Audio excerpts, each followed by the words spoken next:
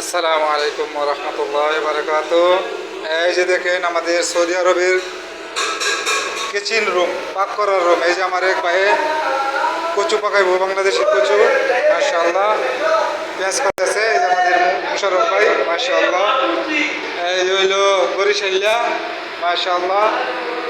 এই যে আরেক ভাই পাকাইবে আলু দিয়া, তারপরে পুঁই শাক, মাশাআল্লাহ। এই যে দেখেন কিচেন রুম কত সুন্দর সৌদি আরবে।